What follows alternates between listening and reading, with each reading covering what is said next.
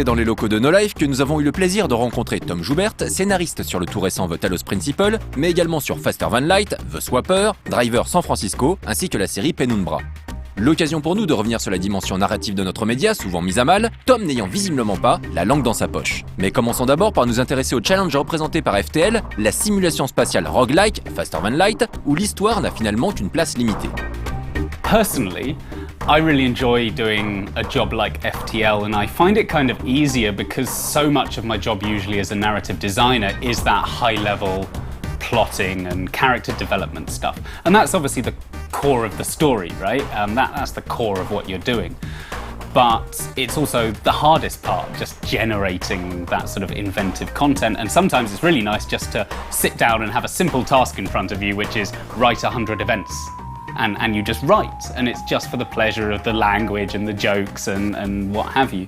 That's quite enjoyable. At the same time, I would say that FTL was a real challenge insofar as you've got no space to do anything with, because every event has to be so short, because the focus of the game has to stay rightly on the combat.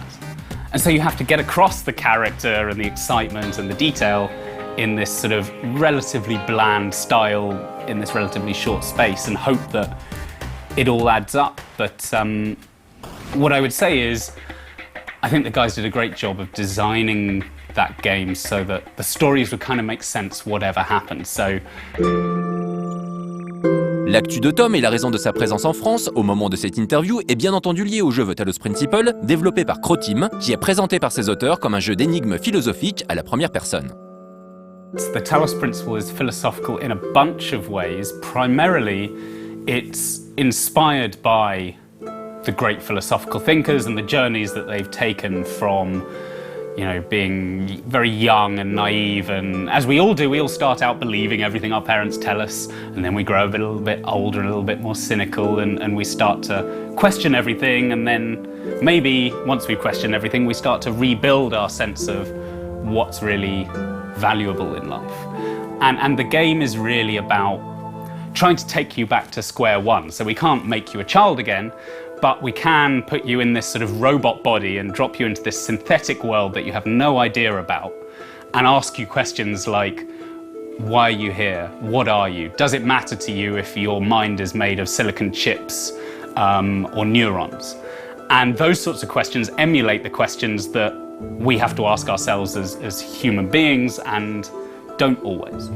So that's the broader picture, and then the narrower, more objective answer is we have a bunch of dialogue trees where instead of you asking a character questions, as you do in classic RPGs, the other character asks you the questions.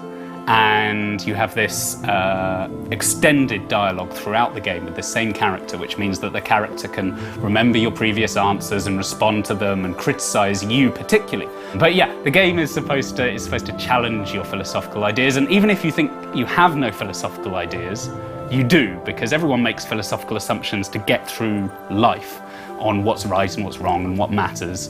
The game's just going to prod you a little bit and try and get you to think a bit harder about that. Scénarisé à deux par Tom Jubert, mais aussi par Jonas Kiratz, The Talos Principle a également été chercher ses inspirations du côté de la SF avec un auteur comme Philippe Cadic par exemple. Mais laissons un peu de côté l'actu de Tom pour lui poser des questions plus générales, comme les raisons pour lesquelles les gros jeux, les blockbusters, les AAA peinent à proposer des histoires consistantes et intéressantes.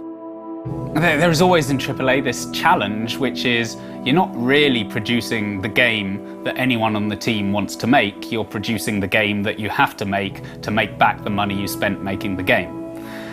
And that's why things end up getting cut and end up being imperfect. And if the question is how do we make all AAA games narratively as high quality as, you know, the Naughty Dog stuff, the answer is pretty straightforward. It's you adopt the approach to games design and narrative that they adopt at Naughty Dog, which is to put it first. The whole thing is very simple. The problem is that when you put narrative first, you're putting all your eggs in that basket, so to speak. If you do a heavy narrative-driven game and the narrative sucks, you've kind of got nothing left to fall back on. Assassin's Creed always, I shouldn't use specific references of badly written AAA games.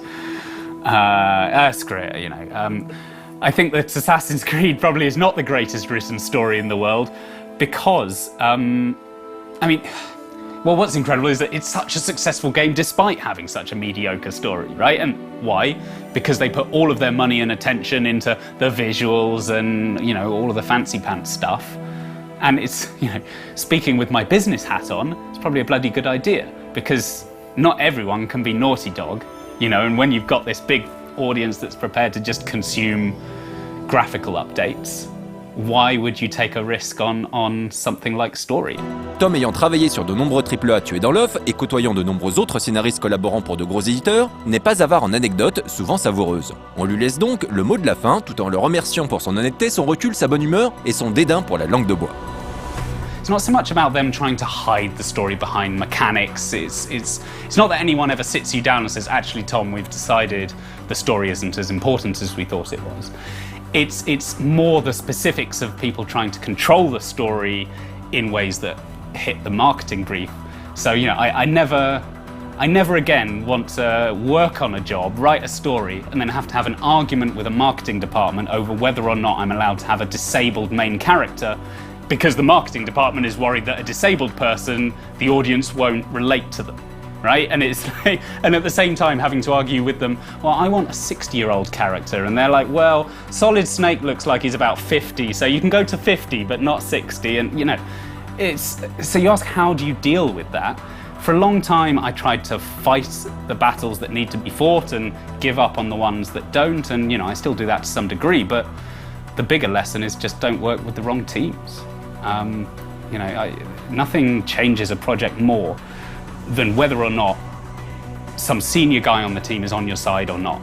You always know when you walk in that room whether they kind of want you there or not. And as a freelance writer especially, because you're coming in from outside, you need someone inside who is fighting your corner, because otherwise everyone's just going to screw you over. Not intentionally, but because story is difficult and sometimes expensive, and a lot of people aren't trained to think about games in terms of story. And it's just battles I don't want anymore. You know, I can make fantastic cheap games like the Swapper and FTL and sell lots of copies and do exactly what I want to do. Why the hell would I want all of that extra money? It's a wonderful RPS interview with some of the guys from the BioShock team about how Ken Levine started out trying to make his System Shock 3. And then as the publisher slowly pumped more and more money into the project, he gradually got more and more obligations to make back that money for the publisher, so you end up with not System Shock 3, you end up with a shooting game, right? And that's why indie.